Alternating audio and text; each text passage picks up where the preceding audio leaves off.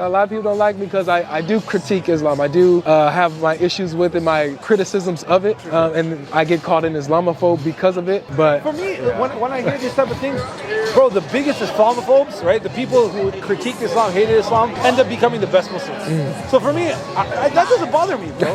It says in the Quran very clearly that truth stands out clearly from falsehood, right? I agree. So let the truth speak for itself. Exactly. That's it. No hate. There's no hate. There's no discrimination. None of that, bro. Yeah. Hey, if that's what you believe, that's cool, bro. You can believe whatever you want, bro. It's all good, G. Okay, for sure. And this is probably a deeper subject, so we don't got to give like super answers now. But saying that the Quran, like you were saying, that it's in its perfect language. What is your belief about the preservation of the Quran? Do you believe that it was preserved word for word, letter to letter, dot for dot, since the time of Muhammad all the way till now, or do you believe that maybe there are textual variants, but but the meaning and message of the Quran is preserved? Yes, absolutely. Like for instance, there's different, like for instance, there's different accents to the Quran. For instance, like let's say if I talk in a British accent, I talk in an Australian accent, right? Then I talk in an American accent, or a Texas accent, right? I'm still saying the same thing, but the accent is slightly different. We have that a little bit with the Quran. Same word, same word. Different. You're saying the same thing. I said, "Hello, mate." It's just a completely different accent, but I'm saying the same word. It has the same meaning and all that. So when I've studied like this idea of the preservation of the Quran, I get this answer, the answer about dialects, and it's the same word, but different people pronounce things differently, and so that's what they had to like deal with at that time, right? But when I look deeper into it, like, and I compare certain qira'ats, I see different words. I don't know Arabic, but I can do word study and stuff like that, right? And so just a simple one, not saying it changes the context, but one that usually Muslims are familiar with are Malik and Malik, right? Owner of the Day of Judgment or King of the Day of Judgment. Are you familiar with this variant? I don't speak Arabic. I've been Muslim about 10 years now. It's only been 10 years on my journey so far. Okay, no problem. Yeah, so I still have a lot to learn myself. Okay, for sure. I'm not a scholar, I'm not a sheikh, I'm just a normal dude. And that's why I just want to show people that any normal person can go out here and teach a message of God. Right. And my message is mainly to get people to worship God alone. Without any partners, without any equal. Okay, for sure. I don't care if you convert to Islam, I don't care what religion you are, as long as you worship the Creator alone. That's my message. Yeah, so and I appreciate you being honest about that, so I won't press on that, because I'll come back on this subject, and if you can like check out the textual variants that Muslims are familiar with and stuff like that, because I don't want to blindside you with anything like that, So yeah, just check that out. Tell me, and then I want to find out what you think and what you understand from that, okay? Because this idea that the Quran has been like it's usually a statement used like saying this is how we know Islam is true. It's one of the miracles of the Quran that the Quran itself has been preserved unlike any other book. Like there's no book that has been perfectly preserved for 1400 years, every letter, every word, and things of this nature. So, and that has a divine touch on it, So, to me, if that is such a crux for Islam, that's such an important value to hold, I think that it's important to examine challenge that. It. Why not challenge it? Yeah. I believe in challenging things. There's no problem. And also, as Muslims, I encourage people to challenge Islam. I have no problem with people challenging Islam. I welcome it. All right, guys. So we got 5 Quran variants, easy ones, right? Now we're not talking about English, translations that are different, right? We're talking about the Arabic, different versions of the Quran, different variant readings that aren't just dialect changes, but are, different words that change the meaning. That's what we're talking about, right, guys? That's exactly right. That's exactly what we're talking about. We're talking about differences in the Arabic text, different versions of the Arabic text. Perfect. All right. So with that being said, one of these that come to my mind, if you guys have been watching the channel for a long time, you guys are familiar with this one. But we have that comes to my mind is chapter 37, verse 12. Now, I got my Arabic speakers here so they can break this down. Now, DLC, do you mind reading this? If you could see this, can you read this for me in the Hafs version? Yep. The Hafs version says, بَلْ عَجِبْتَ وَيَسْخَرُونَ. So the word that is in question is عَجِبْتَ, which means you are amazed or surprised. You are amazed. Now, who's the speaker, Jai, in this context? In chapter 37, verse 12, who's the one speaking? This is Allah speaking to Muhammad. So Allah speaking to Muhammad, and he says, you were surprised while they mocked, or you were amazed while they mocked. So Allah speaking to Muhammad. But when we scroll down here and we see all these different, readings of the Quran here, they're mostly the same. But we get down to Al-Kasai and Al-Hamza. We get here, what does it say here, DLC? He says بل عجبت ويسخرون. Now tell us what the difference is. What's happening here is Allah speaking again, but he changes the pronoun. He says بل عجبت ويسخرون. عجبت, that's the word difference. If you remember in the Hafs it was عجبت. Now what's the difference here? It says I was amazed. Wow. So Allah is amazed now. Before it was Muhammad who was amazed. So here's the big difference. Where we got Allah, who is the speaker. He's the speaker in both versions of the Quran. He's the speaker, and yet we have Allah saying in one version, He says, "You were surprised while they mocked," while in the other one here He says, "I was surprised while they mocked." So the Muslims can't say, "Oh, well, this dialects and they all carry the same meaning." No, the meaning literally it changes the entire context. Was it Muhammad who was surprised, or was it Allah who was surprised? Now, if you want to say both, then by all means, Allahu Alam, say both. Both Allah and Muhammad were surprised, but you can't say that this isn't a difference, and that doesn't change the meaning. All right, guys. So that was chapter 37, verse 12. Have that in your bag. Easy variant to show a Muslim. And we got another one. So that's number one. Number two, we got Surah 10, verse 16. Now, Jai, go ahead and talk to us about this. What's this one about? Okay, here is one that is a contradiction. A lot of times, Muslims will ask you, okay, show me where they contradict. All right, here's where they contradict. Chapter 10, verse 16 says, "Say, if Allah wills, I would not have recited it to you, nor would He have made it known to you. Nor would He have made it known to you." Now, if we look into the Arabic here. Okay, so that's the Hafs. That's where we want you to look. He would not have made it known to you. وَلَا أَدْرَاكُمْ. That's where the elongated sound, it means no, not known to you. He would not have made it known to you. That's what most Muslims know about. And then we go to one of Ibn Kathir's readers, Qunbal, and he says, وَلَا أَدْرَاكُمْ بِهِ. No elongated a anything. It's very short, which means he would have made it known to you. Oh, wow. Those are two contradictions. One says he would not have made it known to you. The other one says he would have made it known to you. There's no way out of this one. This is a clear contradiction. That's clear cut. But don't take our word for it. They talk about it in the Muslim sources, like in Tafsir Jalalain here, which is available online to everyone. It does admit this variant reading, as you see here in the highlighted versions. One says, nor would he have made it known, and the other says he would have made it known. Wow. Yeah, there's no way out of this. So even their scholars are seeing and admitting that this is a contradiction. So you can go on altafsir.com, pull up Jalalain's Tafsir, and you can see it for yourself and show the Muslims that even their scholars are acknowledging that this Surah 10, verse 16, has a variant reading that contradicts. So now, if they're asking for variants with contradictions, we have those. If they're asking for variants that show a change in meaning, we have those. So these are two. We got Surah 37, verse 12. We got chapter 10, verse 16. Here's a third variant that you should have in your pocket. As a Christian, you should be able to show this to a Muslim. Go ahead, Jai, talk to us. Walk us through this. This one is a legal variant. What do I mean by that? I mean that depending on which version of the Quran you're reading, changes and affects how you practice the religion of Islam. So the verse here is about how you redeem a missed fast. So when Muslims miss fasts in Ramadan, they have to make them up. In Surah 2, verse 184, it says, Fidyatun ta'amu miskin. Fidya means the redemption. Ta'am means the feeding of. Miskin is the word here that you need, which we've written here, transliterated here. One poor person, singular, miskin, one poor person. That's Hafs. So for every missed fast, you have to feed one poor person.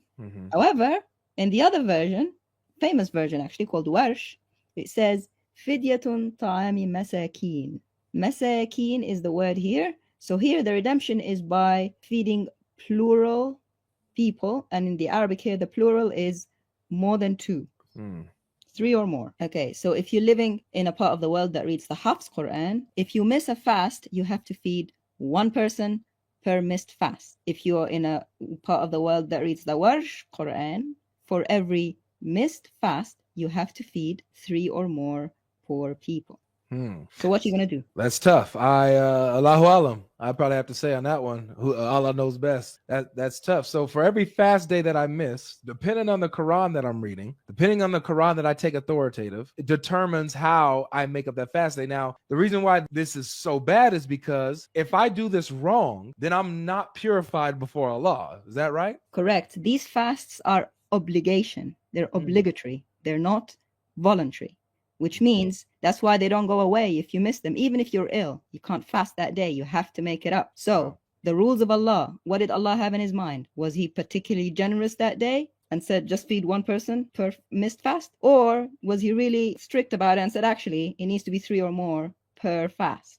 Wow. It couldn't have been both. Which one was in the mind of Allah when he revealed that verse? Wow. And I see that you got Al-Tabari there. What's Al-Tabari talking about? So Al-Tabari here acknowledges that there's the singular reading, and then he also acknowledges that there are others who read it in the plural, poor people. So miskin, a poor person, masakin, poor people. So that's acknowledged by Muslim commentators as well, and by Muslim jurists. Wow. So not only do we have variants that change the meaning, variants that contradict, but we also have variants that change the ruling, how you are to practice Islam and even purify yourselves, make yourself right, reconcile yourself back with Allah. If you miss a fast day, do you just feed a poor person and you're good to go?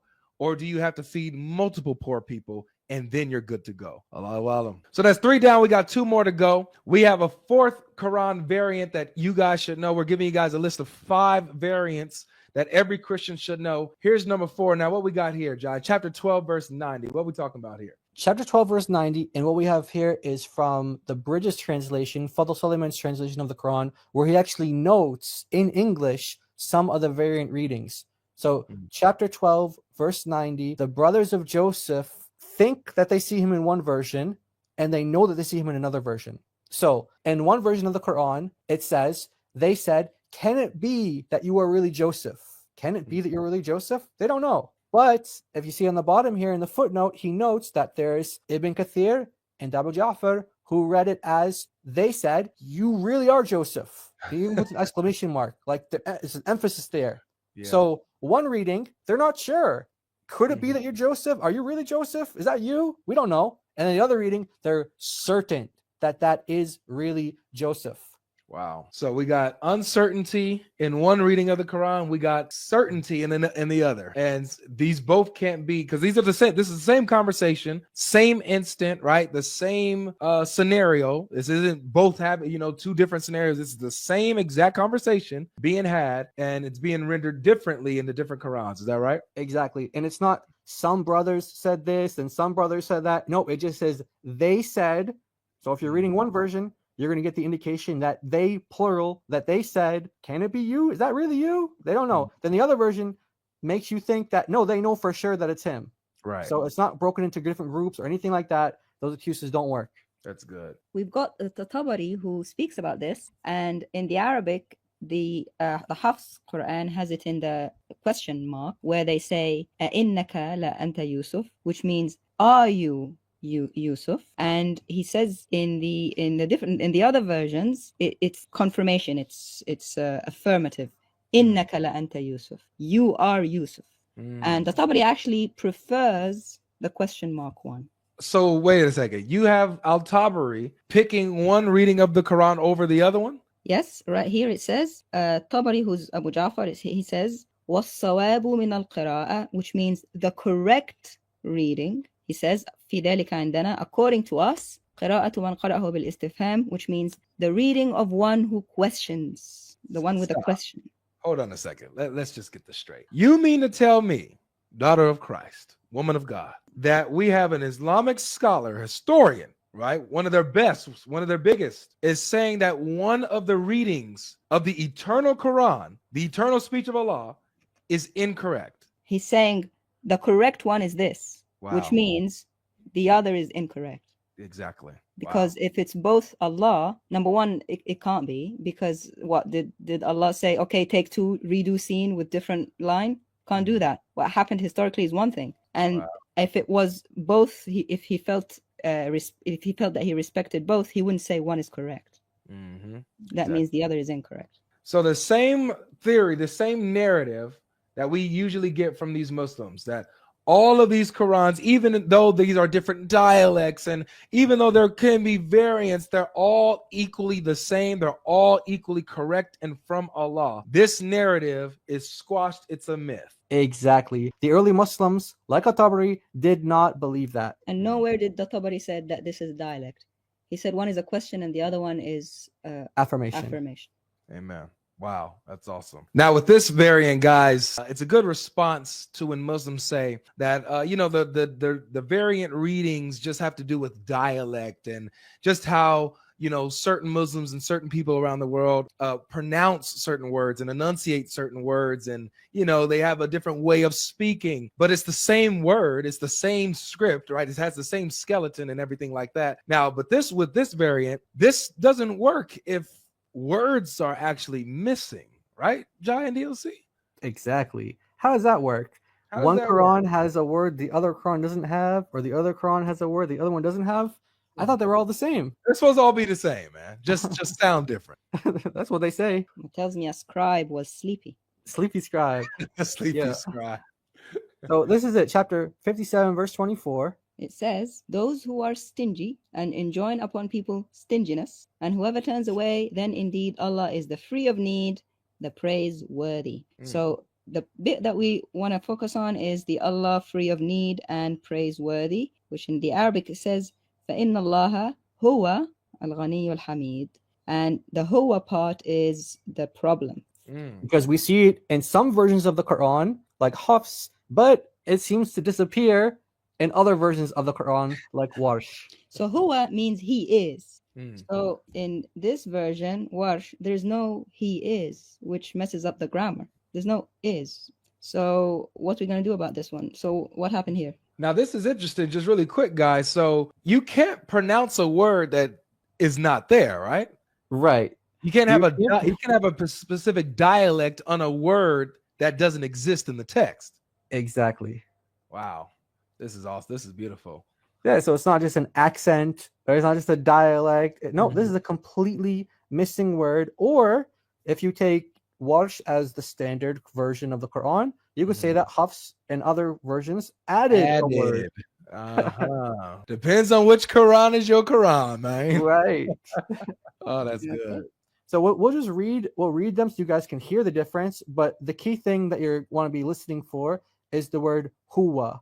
One of them has the word huwa, he is, and the other one doesn't have it at all. Okay, so the Hafs one, which has it, it says, فَإِنَّ اللَّهَ هُوَ الْغَنِيُّ الْحَمِيدُ. And the one that doesn't have it says, فَإِنَّ اللَّهَ الْغَنِيُّ الْحَمِيدُ. No huwa. So basically it's like, those find the difference puzzles? It's the same. Oh, difference. Where's the difference? You can see it with the eye even. Wow, yeah. You can literally see it with your own eyes that a word is gone from the text or a word is added to the text. You can clearly see it. So there you guys have it. 5 Quran variants that every Christian should have in their back pocket. We got chapter 37, verse 12. We got chapter 10, verse 16, chapter 2, verse 184, chapter 12, verse 90, and chapter 57, verse 24. Depending on which Quran is your authoritative Quran, depending on which Quran you got, is going to be how you're going to see these verses and how you're going to deal with these verses.